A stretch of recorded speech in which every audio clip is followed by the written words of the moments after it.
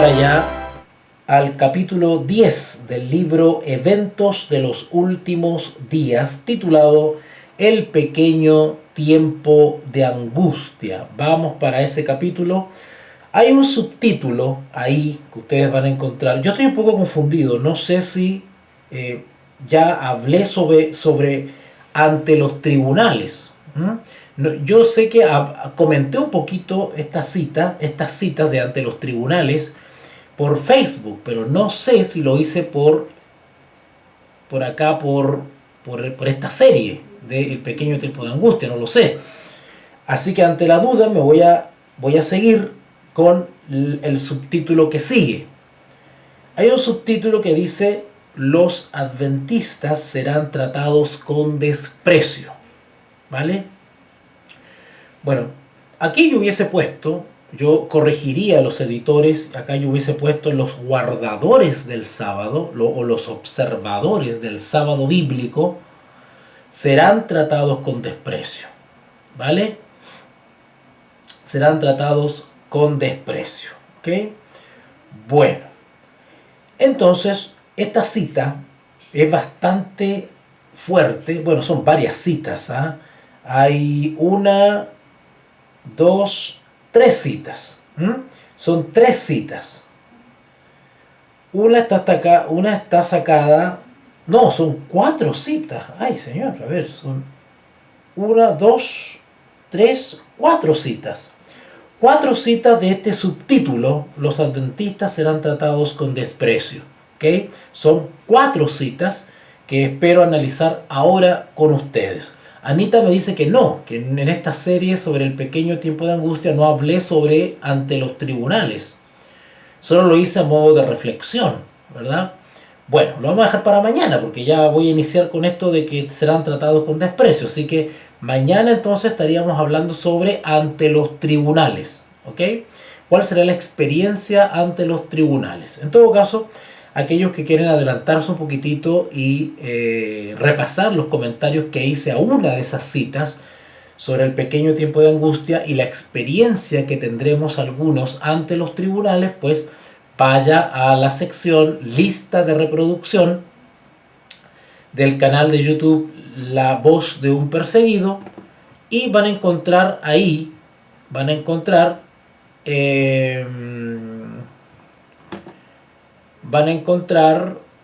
una sección que se llama Reflexiones DFI.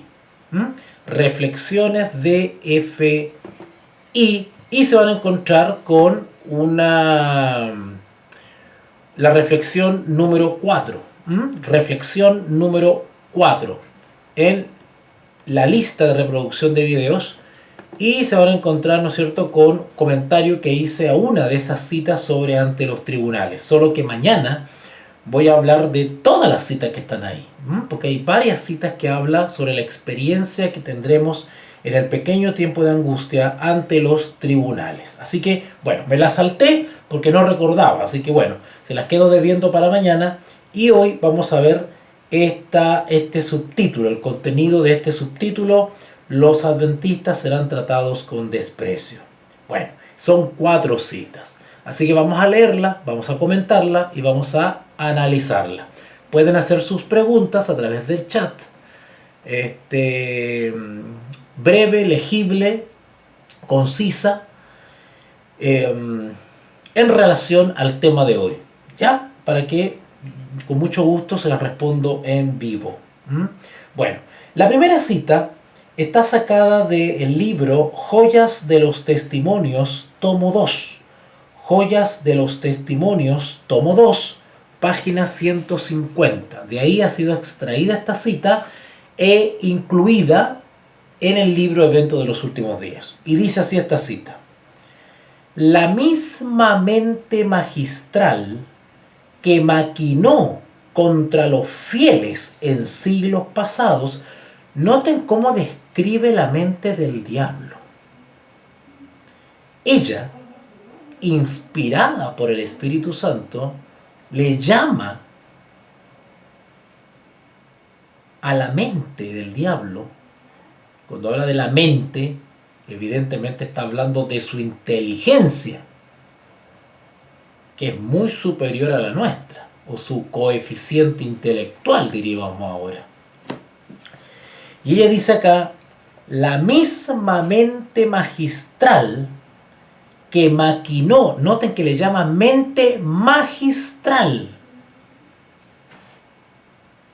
Mente magistral. ¿Saben ustedes qué significa magistral? ¿Saben ustedes qué significa magistral? ¿Alguien sabe qué significa magistral? Bueno, yo sé qué significa, pero no. Ah, perfecto, ya, no estaba tan equivocado. Ok. La palabra magistral que usa Elena para describir la mente del diablo, la palabra magistral, de ahí viene magíster, o maestría, o máster. Magistral quiere decir maestra, la mente maestra. Nosotros ocupamos esa palabra magistral o magíster cuando hacemos algún estudio especializado. Un magíster es un grado académico, ¿no es cierto?, que generalmente sigue después a la licenciatura. Y el magíster es una profundización, es una especialización en algún área, ¿no es cierto?, algún área específica de tu carrera. Por ejemplo, yo soy licenciado en teología, pero realizo un magíster, ¿no es cierto?, en eclesiología, por ejemplo, ¿no es cierto? Entonces me especializo dentro de la teología, me especializo en todo lo que tiene que ver con la iglesia, eclesiología, de eclesía, logía, estudio, eclesiología, ¿cierto? ¿Ok? Bueno, ella describe la mente del diablo como una mente magistral. O sea, es una mente que ha logrado maestría, es maestro del engaño. Es una mente dotada, es un súper dotado. Desde el punto de vista de la inteligencia, del coeficiente intelectual, de la capacidad de su inteligencia, él es un maestro, él es un superdotado. La misma mente magistral que maquinó contra los fieles en siglos pasados, ¿okay? No hace falta repasar a qué siglos pasados se está refiriendo.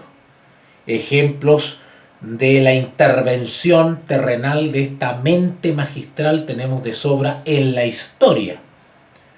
Si ustedes dicen que son historicistas, pues inmediatamente su mente va a llevarlos a algún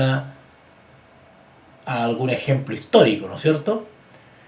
La misma mente magistral que maquinó contra los fieles en siglos pasados sigue procurando librar la tierra o extraer o extirpar la tierra.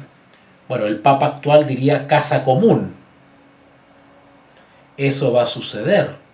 Se intentará extirparnos de la tierra o casa común. ¿Por qué? Porque seremos considerados rebeldes, inadaptados. No tenemos nada que hacer en este planeta Tierra porque nosotros no nos adaptamos a la mayoría. Así que la misma mente magistral que maquinó contra los fieles en siglos pasados sigue procurando librar la tierra o extirpar de aquellos que temen a Dios y obedecen su ley. Eso de temer a Dios dice relación con considerar las promesas, las consecuencias, los resultados ¿no es cierto?, del conflicto cósmico. En vistas que nosotros tenemos luz respecto a las profecías y a los eventos finales, tememos, tememos. El temor lleva implícito el reconocimiento de nuestra finitud. Vuelvo a repetir, el temor a Dios incluye o lleva implícito el reconocimiento de nuestra finitud, de nuestra limitancia, ¿verdad? De nuestra imperfección. Es un reconocimiento de nuestra pequeñez. Y obedecen su ley. La mente magistral lo que quiere es extraer, durante todos los siglos ha querido dominar el nuevo orden mundial, implantar un nuevo orden global, pero no puede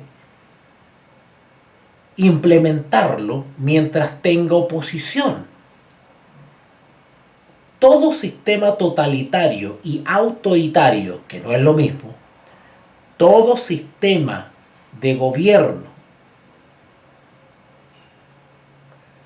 totalitario o autoritario necesariamente tiene que eliminar a los disidentes, ¿vale? Si los que me están escuchando dicen que son historicistas, pues me imagino que ustedes ya se están imaginando un ejemplo histórico de sistemas políticos totalitarios que eliminaron disidentes, ¿no es cierto? Así piensa un historicista. El historicista inmediatamente revisa la historia para ver algún ejemplo de algo que haya sucedido y que se repetirá en el futuro. Bueno, investiguen un poquito sobre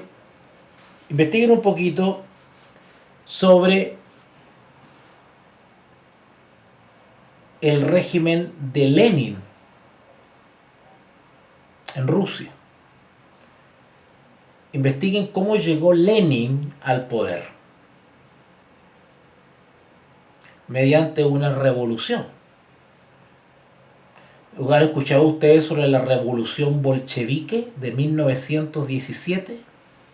Donde había una disputa política en Rusia entre los bolcheviques y los mencheviques.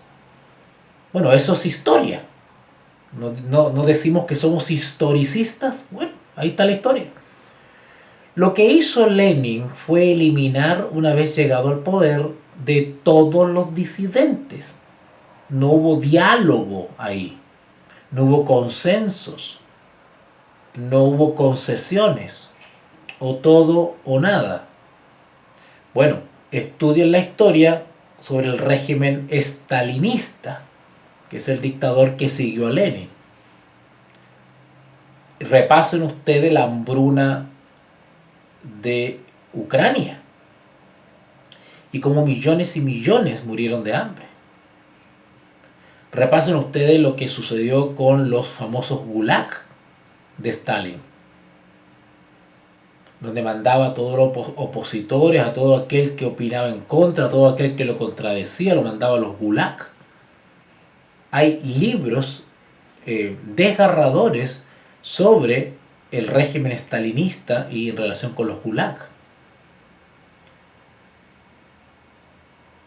etcétera, etcétera, etcétera. Corea del Norte actualmente, China, Cuba, Venezuela,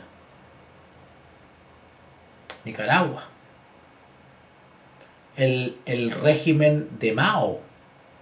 Si ustedes repasan la historia de ese gran salto adelante del que hablaba Mao Zedong, y millones murieron de hambre y fueron ejecutados por oponerse a Mao Zedong.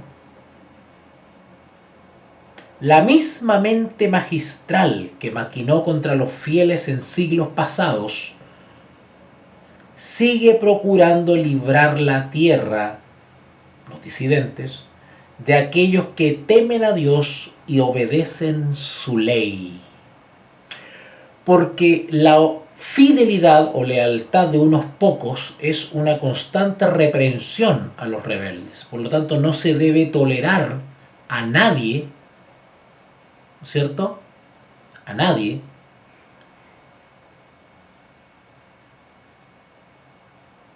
que dé un ejemplo contrario del que se quiere imponer. ¿Okay? La riqueza, el genio, noten, pongan atención. Acá nombra 3 factores fundamentales que usará la mente magistral para extirpar a los disidentes de la casa común. Estoy usando vocabulario actual para traerlo a la verdad presente, ¿vale? Cuando hablo casa común, estoy hablando de cómo describe el actual anticristo papal el planeta Tierra, con esa noción colectivista que tiene, ¿cierto? Noten, la riqueza, recursos económicos, el genio, mentes inteligentísimas, la crema de la inteligencia humana al servicio de la gran mente magistral. Los recursos económicos, los grandes magnates de la tierra, la élite económica de la tierra, las famosas, los Big Tech, los famosos Big Tech, ¿cierto? La riqueza, el genio, y no solamente eso, porque también habrá una guerra cultural, habrá una guerra intelectual. Noten que está hablando de la riqueza, recursos económicos, está hablando del genio, o sea, la inteligencia, mentes brillantes al servicio de la extirpación del remanente de la tierra, pero dice, y la educación se combinarán para cubrirlos de escarnio.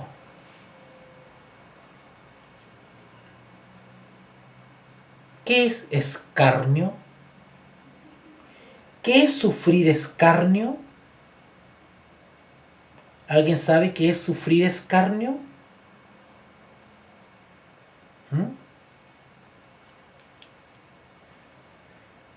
El poder económico, el genio y la educación. ¿Se dan cuenta por qué yo soy tan crítico con las sectas destructivas del sostén propio? Con los parlanchines del tercer ángel de YouTube, los perturbados y los artistas. Porque son un maldito ejército de mediocres e ignorantes.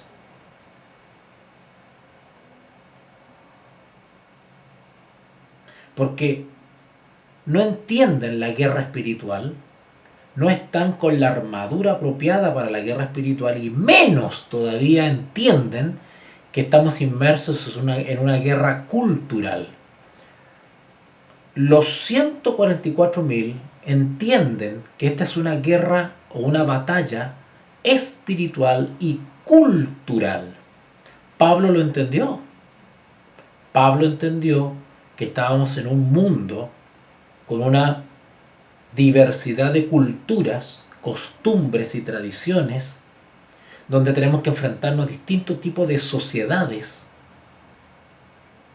personas educadas que nos van a enfrentar, nos van a argumentar, van a citar la historia, y los payasos de redes sociales que dicen que son historicistas lo que menos saben es de historia. Vayan a preguntarles si tienen algún curso de historia, si se han leído algún libro sobre el Imperio Romano, sobre el Imperio Griego, si pueden explicar, ¿no es cierto?, el devenir histórico.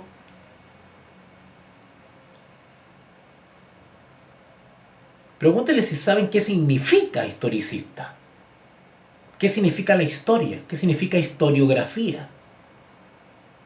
Vaya a preguntarle a esos pelafustanes que se identifican como historicistas, vaya a preguntarle si tiene preparación en la historia universal, si conoce la historia. Pregúntele si le puede nombrar de memoria 10 nombres de emperadores romanos. Si en 10 minutos le puede contar la historia de Mesopotamia, de Caldea, de Babilonia. Vaya a preguntarle si se sabe en alguna fecha. Vayan a preguntarle en cuándo empezó la Segunda Guerra Mundial y cuándo terminó, no tienen ni idea. ¿Cómo empezó la Segunda Guerra Mundial? ¿Qué factores influyeron? Vaya a preguntarle a esos parlanchines que dicen que son historicistas si le pueden explicar cómo se gestó la Revolución Francesa y qué consecuencias tuvo para Europa y el mundo entero. Vaya usted a preguntarle que le explique la Revolución Norteamericana. Vaya a preguntarle a usted eso. Pero dice que son historicistas, ¿cierto? Bueno, la cita dice: la riqueza, el genio y la educación. Educación. Por eso que el mundo se ríe ante este ejército de mediocres del tercer ángel, que así se hacen llamar, del sostén propio. Por eso que el mundo se ríe de esta gentuza del sostén propio, porque son un ejército de cabezas huecas.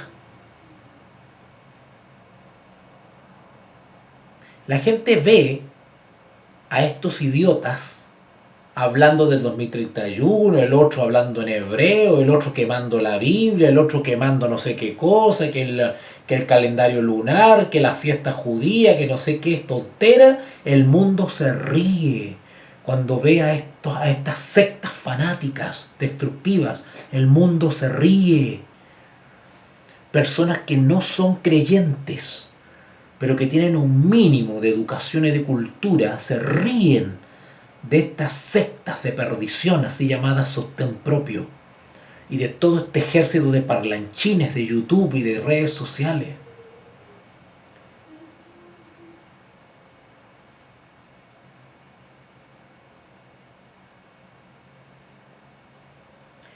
Así que miren a lo que nos vamos a enfrentar.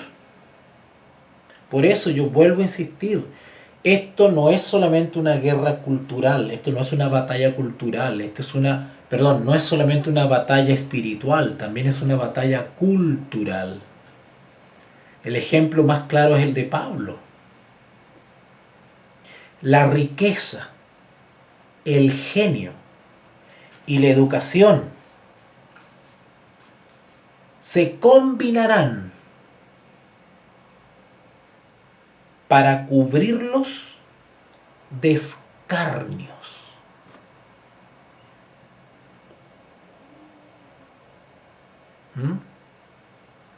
¿Qué es el escarnio? ¿En qué consiste el escarnio? ¿En qué consiste el escarnio? ¿Alguno de ustedes ha pasado por escarnios? ¿Están preparados para soportar el escarnio? Bueno, acá César nos escribe, dice que escarnio es una burla cruel, cuya finalidad es humillar o despreciar a alguien.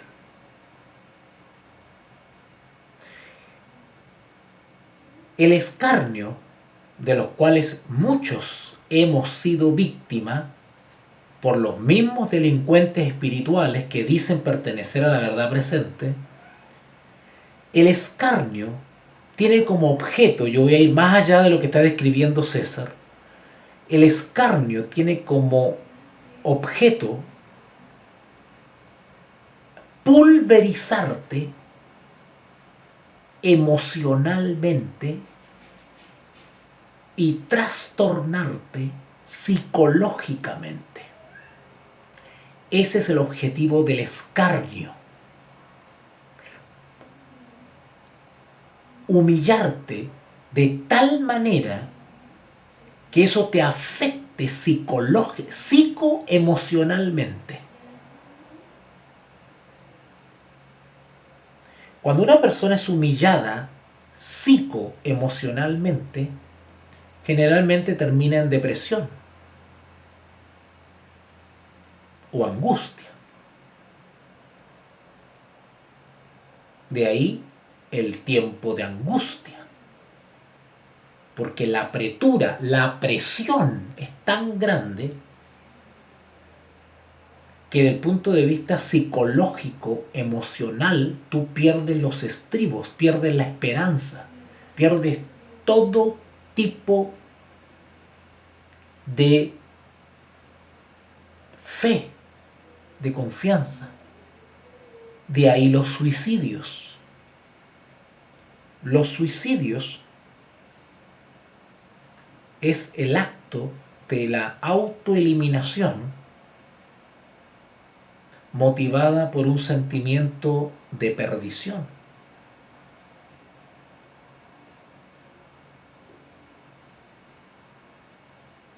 Donde ya no hay sentido, nada tiene sentido, donde ya el peso de la angustia te está aplastando, te está agobiando tanto que el único escape que tú razonas es simplemente descansar, quitarte la vida.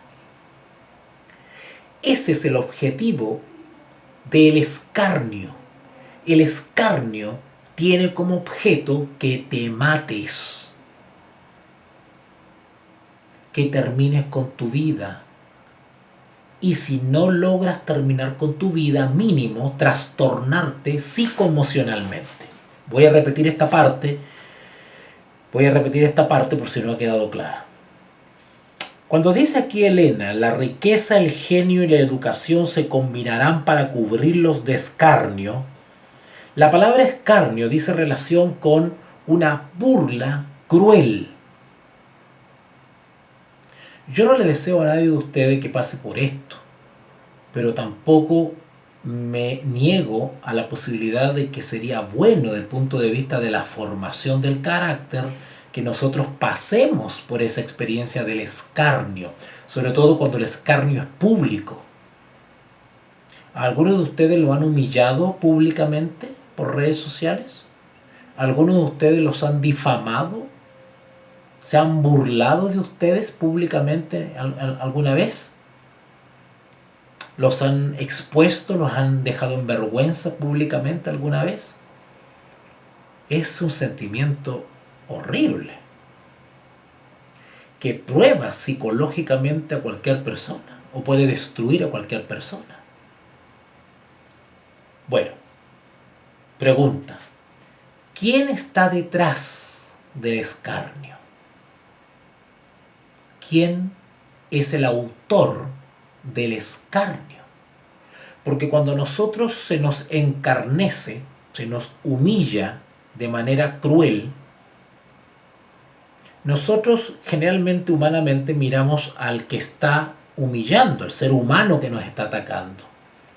Pero esto tenemos que analizarlo espiritualmente. ¿Quién está detrás del instrumento humano que nos escarnece? Bueno, Elena dice acá, la misma mente magistral que maquinó contra los fieles en siglos pasados, sigue procurando librar la tierra de aquellos que temen a Dios y obedecen su ley. ¿Quién está detrás de los delincuentes espirituales del tercer ángel que se dedican a humillar al prójimo y de escarnecer? ¿Quién está detrás? Bueno, acá dice la mente magistral. Sigue diciendo la cita. Estoy en el capítulo 10 del libro Evento de los Últimos Días. Gobernantes perseguidores. Gobernantes perseguidores. Coma.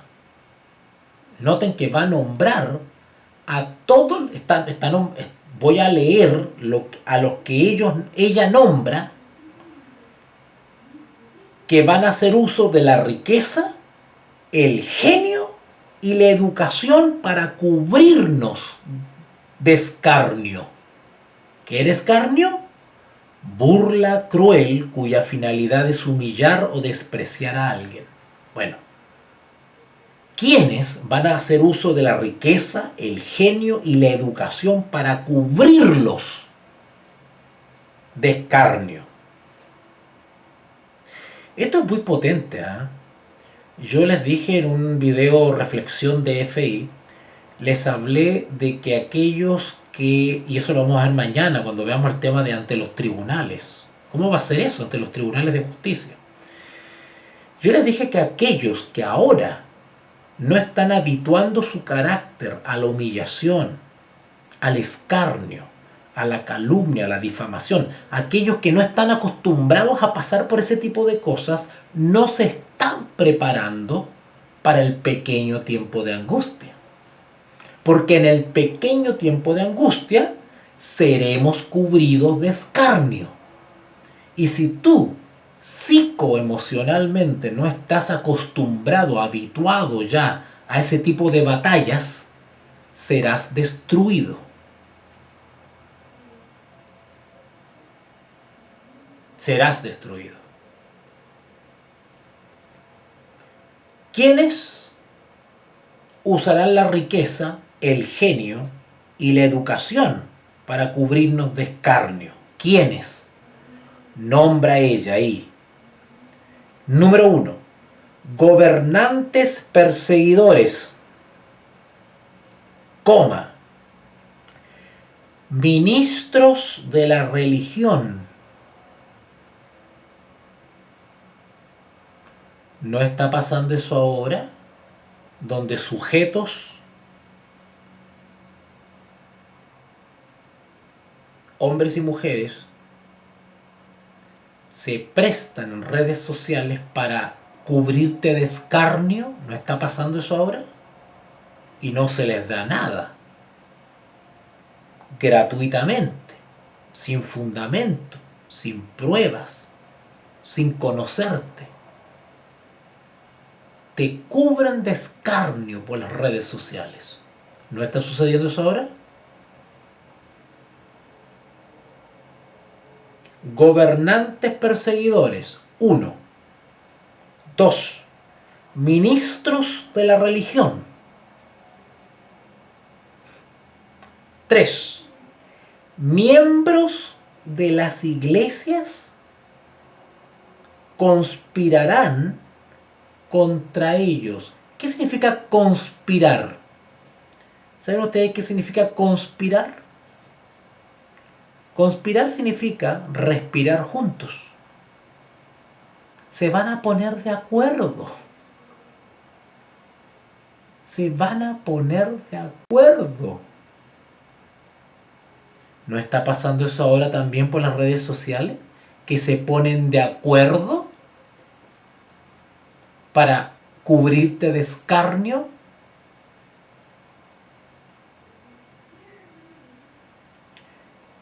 Gobernantes perseguidores, ministros de la religión, miembros de las iglesias, estos 3 conspirarán contra ellos.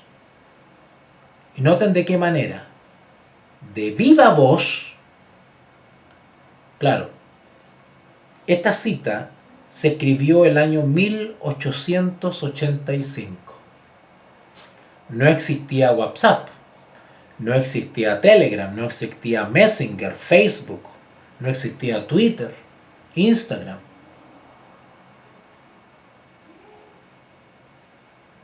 Acá dice que esto lo harán de viva voz. O sea, abiertamente, que todos escuchen. Y también lo harán por la pluma. Bueno, en 1885 no existía lo que hoy conocemos como chat. Pero acá dice que se nos cubrirá de escarnio a viva voz y por la pluma. Y describe ella cómo será eso.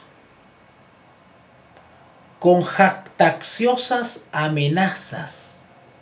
¿Qué es jactarse? ¿Saben ustedes lo que es jactarse? Dice ella que se hará con jactanciosas amenazas. ¿Qué es jactarse? Jactarse es hablar o presumir que se tiene algo o se tiene una cualidad, aunque no la tenga. ¿Eh? ¿Saben ustedes que la mayoría de los delincuentes espirituales del sostén propio se jactan de ser maestros de la ley, no siéndolo? La gran mayoría se jacta de ser atalayas del tercer ángel, no siéndolos, que presumen, ¿no es cierto? Es decir, ellos se figuran en su trastorno psicológico, en su carencia cognitiva, en su déficit mental, ellos se figuran, presumen, creen un engaño, un autoengaño de que ellos son maestros de la ley, que ellos han sido llamados, que ellos están haciendo una obra especial, ¿cierto? Ellos se autoerigen como paladines, no siéndolos. Presumen de ser algo, no siéndolos. Eso es jactarse. ¿Qué dice acá ella? ¿Qué dice acá ella? Así es, César. Con jactanciosas amenazas y el ridículo procurarán destruir su fe. ¿Qué métodos usarán los gobernantes, los ministros y los miembros de la iglesia? Se pondrán de acuerdo, conspirarán, con jactanciosas amenazas y el ridículo. Nos ridiculizarán públicamente. ¿A ustedes los han ridiculizado alguna vez públicamente? ¿Y cuál será el objetivo? Destruir la fe, desanimarnos. Por eso les hablaba, y lo voy a hablar mañana cuando hable sobre los tribunales, la experiencia, nuestra experiencia ante los tribunales, ¿cómo será?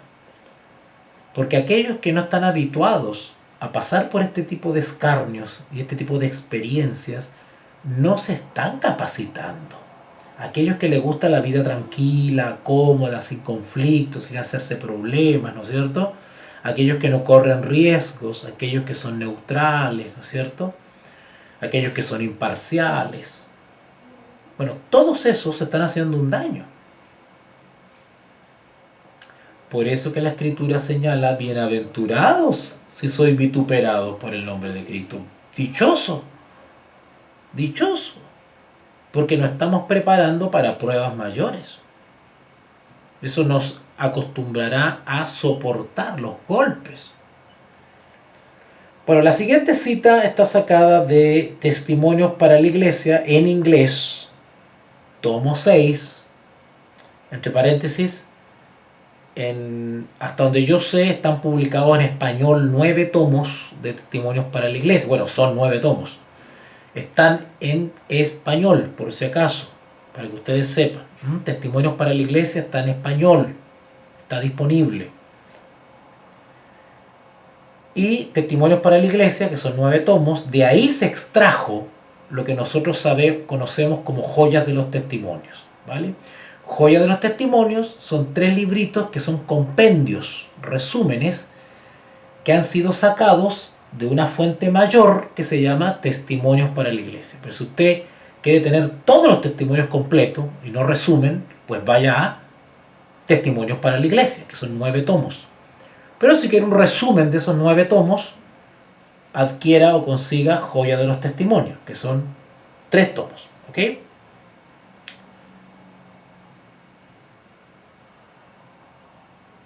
Anita me pregunta acá, ¿Dios le dejó el mismo poder o se lo disminuyó después de pecar al enemigo? Ah, sí, sí. Mira, no. El Satanás sigue manteniendo las mismas facultades, los mismos poderes, las mismas habilidades y la misma mente magistral de cuando fue creado. Él no ha disminuido su poder. Lo que sí se le han impuesto ciertas restricciones, ¿vale? Ciertas restricciones, las cuales muchas de esas se le serán retiradas cuando termine el tiempo de gracia. Cuando termine el tiempo de gracia se le dará mayor atribución para actuar a Satanás. Pero él sigue teniendo el mismo poder, no se le ha disminuido el poder. Tiene el mismo poder que cuando fue creado y se paseaba, ¿no es cierto? Se paseaba por el trono de Dios. ¿Okay? Bueno, hay una cita que ya la había dicho ya, Testimonios para la Iglesia, tomo 6 en inglés. Fue escrita en el año 1900. Y esta cita es bastante fuerte. Dice, perdón, a propósito de la cita anterior, donde hablaba de que no solamente se nos va a atacar con jactanciosas amenazas, dice, y el ridículo.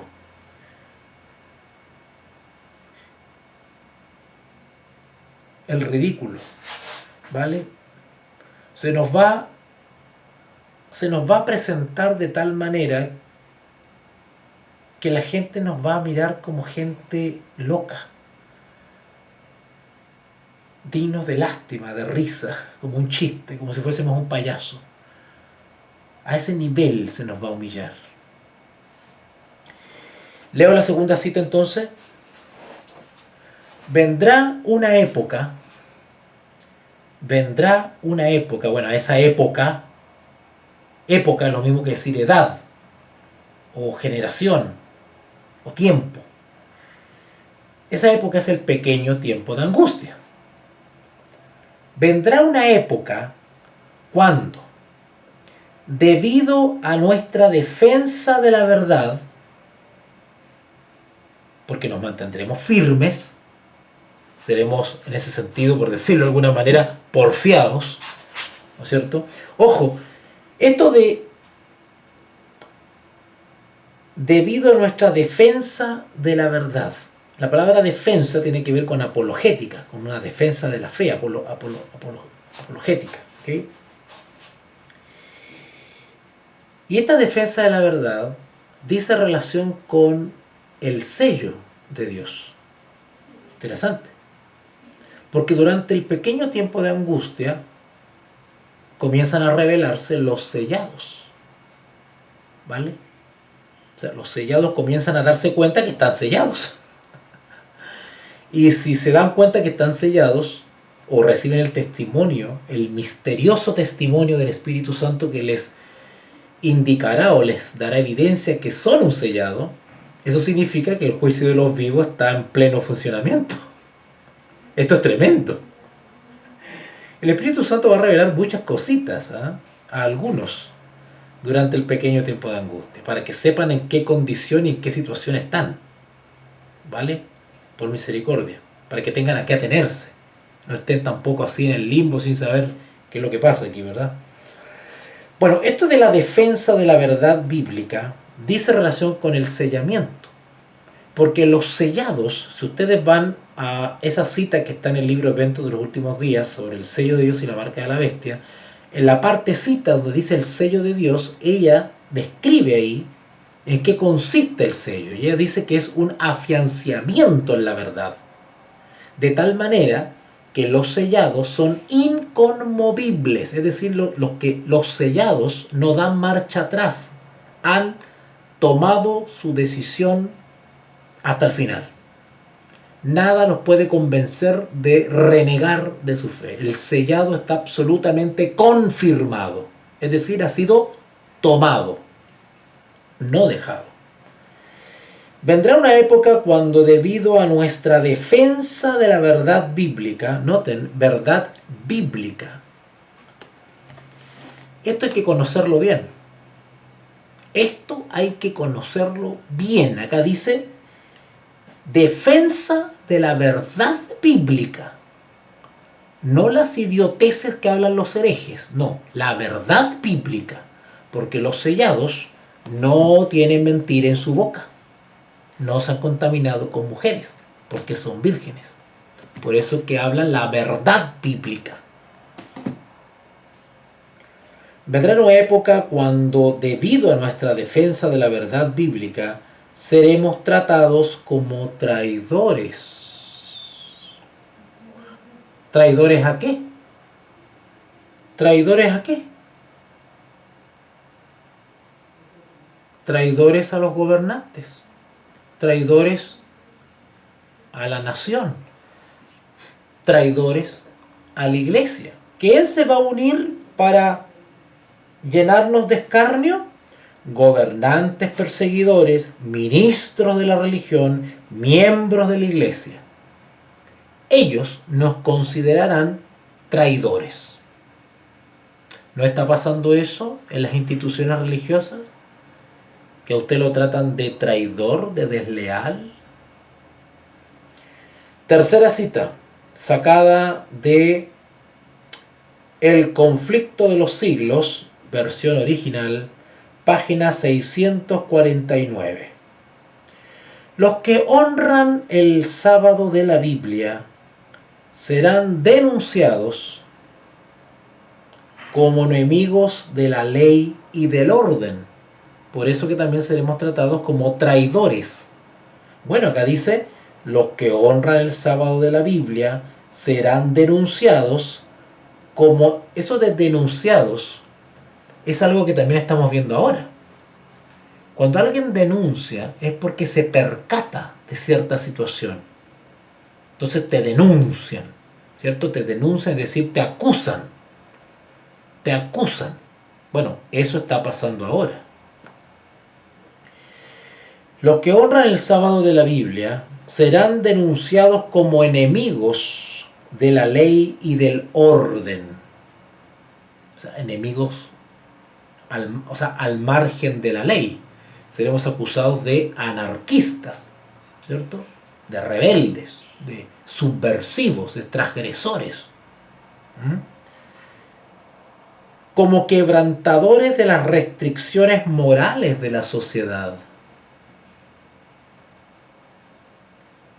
Esto de quebrantadores morales de la sociedad no necesariamente nos van a acusar de, qué sé yo, no sé, de pedófilo o de algo así. No. Esto quiere decir de que se nos va a considerar enemigos de lo políticamente correcto, de lo éticamente correcto, de lo que el mundo considera éticamente correcto, o la ética tiene que ver con la conducta.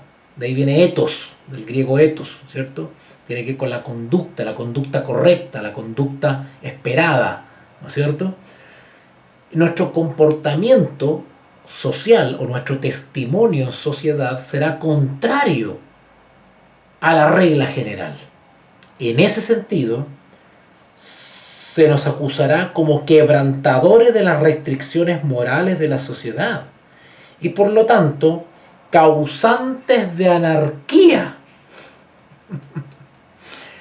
Vayan a la sección lista de reproducción de mi canal de YouTube, La Voz de un Perseguido, y ahí van a encontrar una sección de videos que yo grabo sobre reflexiones. Y hay una reflexión donde yo hablo sobre la anomía o la anarquía, que también tiene que ver con iniquidad. Anarquía es una rebeldía o una oposición o un desconocimiento a la autoridad. Ahí viene la anarquía como movimiento político, ideología política. ¿Okay? Y vamos a ser acusados de eso. Y por lo tanto, causantes de anarquía.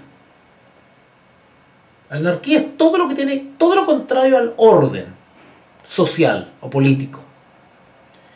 Y más encima se nos va a acusar de corrupción. De corrupción.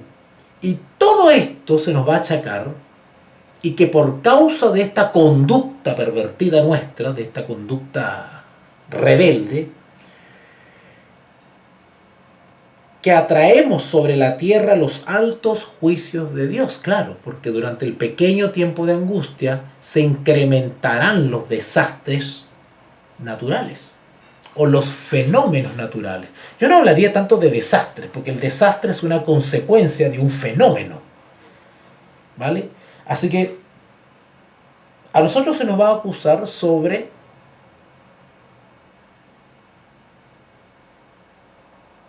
el incremento de los fenómenos naturales que acarrearán desastres, ¿vale?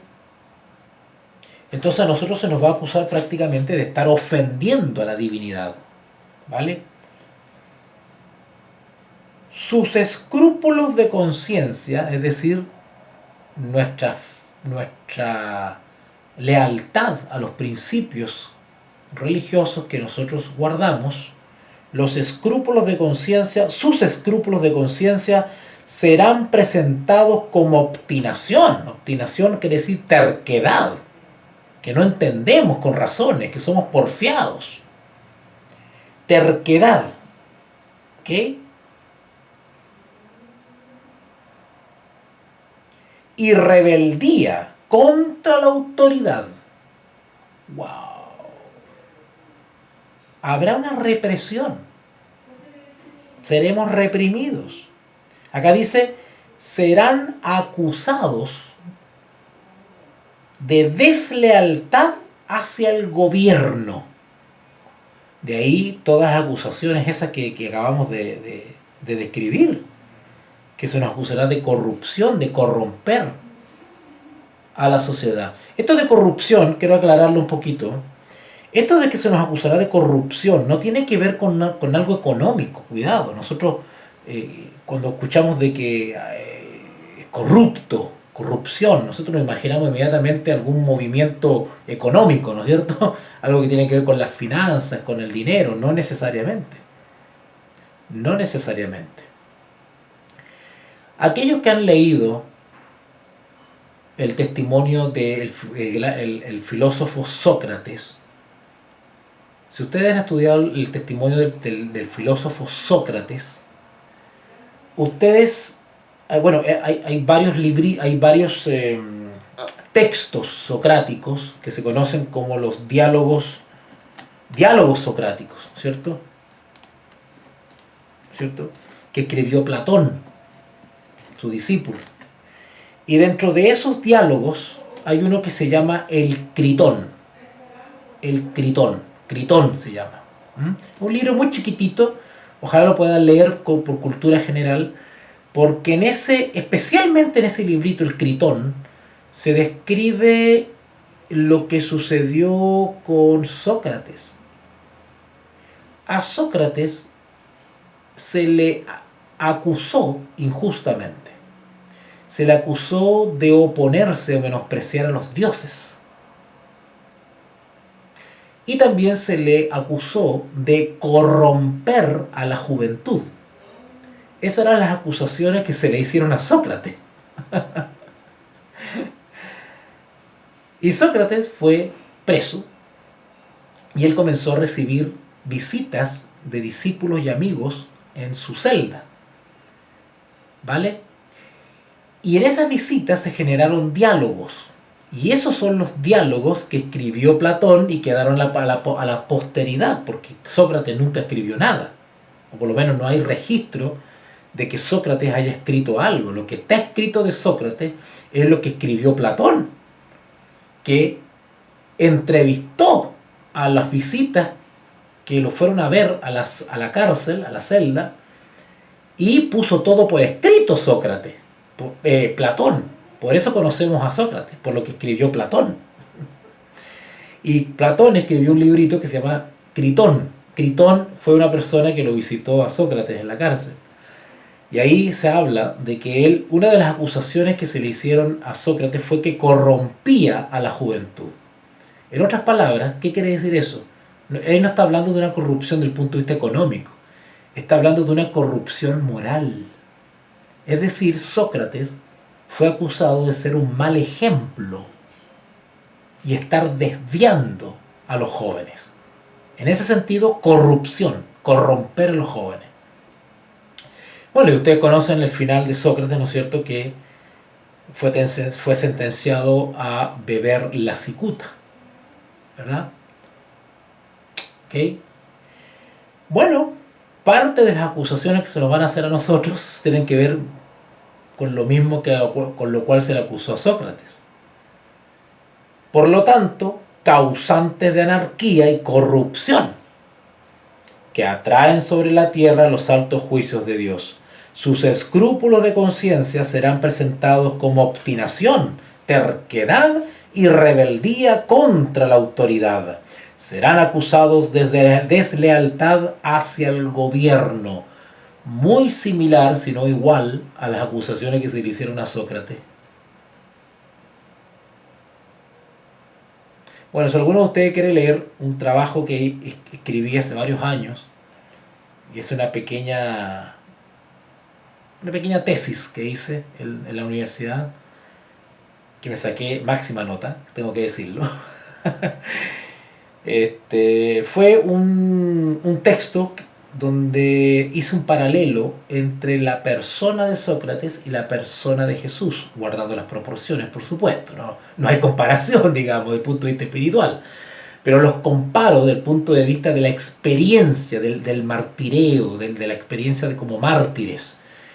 Hago una comparación porque hay mucha similitud desde ese punto de vista entre Sócrates y el Señor Jesús, y hago un paralelo entre ellos dos, y ese trabajo me valió una muy buena nota en un diplomado que hice en la universidad. Y está publicado, quien quiera leerlo, está publicado en mi blog personal, Voz Pensante. Así que se titula El Eterno Parangón. El Eterno Parangón. ¿Ok? Ahora, no soy el único que ha hecho esas comparaciones. Muchas personas han escrito sobre esa comparación, o ese parangón, ¿no es cierto? Pero bueno, si a alguien le interesa, ahí tiene Voz Pensante para que lo lea.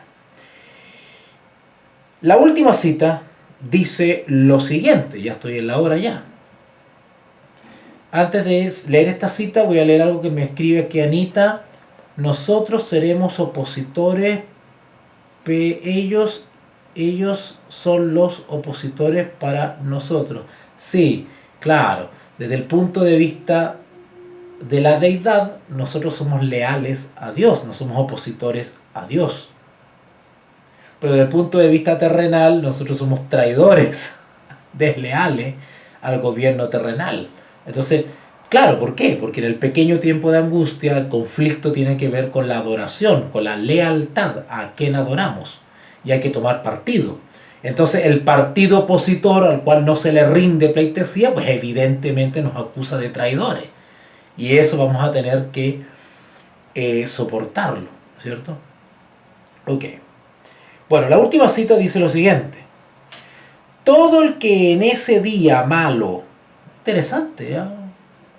Es raro leer de Helena que se exprese así. Todo en el que ese día malo, dice ella, día malo. Todo el que en ese día malo quiera servir sin temor a Dios, de acuerdo con los dictados de su conciencia, necesitará valor, firmeza y conocimiento de Dios y de su palabra. 3 cosas. Bueno, 4, ¿verdad? Vuelvo a leer. Todo el que en ese día malo quiera servir sin temor a Dios, de acuerdo con los dictados de su conciencia, o sea, en otras palabras, vamos a hacerlo más fácil. Todo aquel que pretende mantenerse firme va a necesitar 4 cosas. Número uno, valor. Valor. Firmeza. Y conocimiento de Dios y de su palabra. Bueno, tres, porque a Dios lo conocemos a través de su palabra. Y ya hemos estudiado a qué tipo de conocimiento o gnosis o pignosis, ¿te acuerdas cuando hablamos de la gnosis y la pignosis? ¿Te acuerdan? ¿Mm? ¿Te acuerdan? Cuando el apóstol Pedro y Pablo también, bueno, Pablo también nos habla del conocimiento de Dios, que crezcamos en el conocimiento de Dios. ¿A qué conocimiento se refiere? ¿Te acuerdan que hablamos de la gnosis, que era conocer? Pero la epignosis es un conocimiento más profundo, es un conocimiento que tiene que ver con el discernimiento, tiene que ver con la visión espiritual. A ese tipo de conocimiento se refiere Elena cuando dice acá.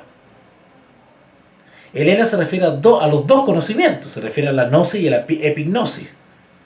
Ella se refiere al conocimiento intelectual de la Biblia, conocer la Escritura para citarla y argumentar con ella, pero también ella habla de un conocimiento de Dios. El conocimiento de Dios tiene que ver con la relación con Él, una relación personal con Él, ya no intelectual, es una relación dialogal, experimental, ¿cierto? Íntima, secreta. Eso también nos proporciona un conocimiento de Dios, ¿vale? Entonces ella dice acá, todo el que en ese día malo quiera servir sin temor a Dios, de acuerdo con los dictados de su conciencia, necesitará valor, firmeza y conocimiento de Dios y de su palabra. ¿Por qué? Porque los que sean fieles a Dios serán perseguidos. Número uno, serán perseguidos, coma, sus motivos, los motivos son las intenciones, sus motivos serán condenados, coma, sus mejores esfuerzos serán desfigurados.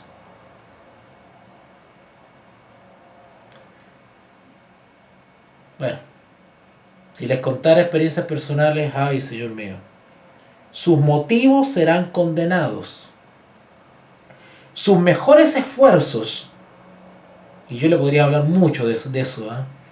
Sus mejores esfuerzos, es decir, esfuerzos misioneros que has realizado de buena fe, serán desfigurados.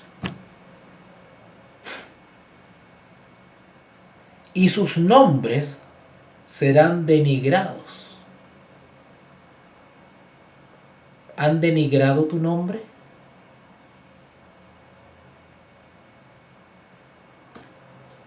¿Te ha pasado a ti que estás con un grupo de hermanos y después de lindas reuniones se van a tomar una foto grupal y la gente se sale de la foto porque no quieren salir contigo? ¿Te ha pasado eso? ¿Te ha pasado que te sientas a una mesa a almorzar, a comer con hermanos y nadie te habla?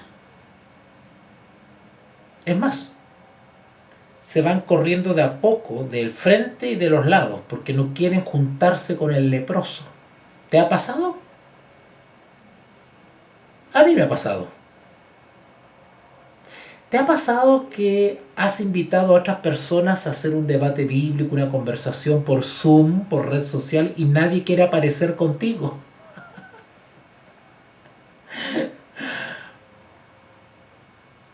¿Te ha pasado que te han invitado a algún país y te han comprado el pasaje y a 2 o 3 días antes de viajar te cancelan el viaje?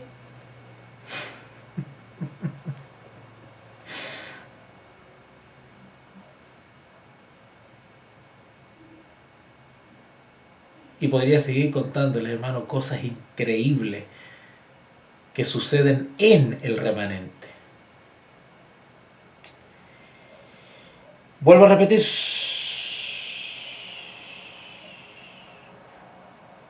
Porque los que sean fieles a Dios serán perseguidos, sus motivos serán condenados, sus mejores esfuerzos serán desfigurados y sus nombres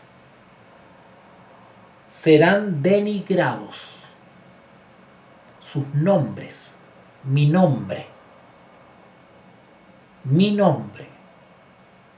será objeto de escarnio público, donde el solo hecho que te nombren la gente se va a asustar, porque han dicho tantas cosas de tu nombre.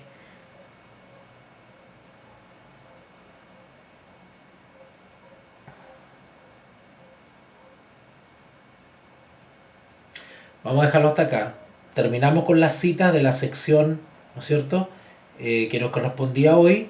Mañana deberíamos seguir analizando ante los tribunales, ¿ya?, que es lo que debía haber hablado hoy día, pero como andaba un poco confundido, me salté. Pero mañana, Dios mediante, vamos a hablar sobre ante los tribunales. Vamos a profundizar un poquito esto de que cuál será nuestra experiencia o cuál será la experiencia de muchos que seremos llevados a los tribunales. ¿Cómo será esa experiencia? Bueno, si alguien quiere adelantarse y saber lo que he hablado sobre este tema, pues vaya a la sección lista de reproducción en el canal de YouTube La Voz de un Perseguido y busca ahí la sección Reflexiones DFI, Reflexiones, y hay un temita donde dice justamente testimonio ante los tribunales, y ahí yo comento un poquitito esta cita, ¿vale? Pero mañana voy a hablar mucho más, por supuesto, de lo que hablé en ese tema, por si acaso, para aquellos que quieren adelantarse un poquitito en eso, ¿ok? Vamos a orar entonces. Bueno, vamos a dejarlo hasta acá entonces. Le agradezco a todos los que me apoyan económicamente mes a mes, que se acuerdan de apoyar con un granito de arena este trabajo de enseñanza, de docencia. Gracias a su apoyo yo puedo sostener los viajes, el alquiler y las cuentas de internet, ¿ok? Así que le agradezco mucho su apoyo y el acordarse de este servidor y de los esfuerzos, y permiten los esfuerzos que este servidor hace, ¿ya? Saludos, Anita, y te vuelvo a agradecer tus palabras de elogio, inmerecidas, tus exageradas palabras de elogio. No, lo recibo con mucho cariño. Yo sé que lo hace con mucho cariño y no para exaltar al ser humano. Yo sé que hace. Y yo lo tomo así, lo tomo con cariño. No me siento exaltado de ninguna manera. Yo ya aprendí hace mucho tiempo a no sentirme exaltado. La experiencia me ha enseñado a no exaltarme, pero sí a tener seguridad. Seguridad y convicción, que no es lo mismo que soberbia y exaltación. No es lo mismo, ¿vale? Ok. Vale, Anita, te lo agradezco mucho. Saludos a Miriancita también, llegó atrasada, pero no importa, Miriancita, yo tengo grabado el tema y lo voy a subir en unas horas más completito, ¿ya? Para que lo escuches junto a Francisco. Un abrazo a todos. Yo también estoy agradecido de ti, Anita, por la amistad, la confianza y por supuesto por la compañía en cada transmisión. Bueno, los dejo, ahora sí, ¿ya? Saludo a Digna, que anda por ahí, parece. Está Digna revoloteando por ahí, así que un saludito y un abracito para Digna, mi gran amiga allá del norte de Chile. Te invitamos a comprometerte mes a mes y apoyar al DFI, Docencia Final Internacional. Tu donación es nuestro salario. Que Dios te bendiga.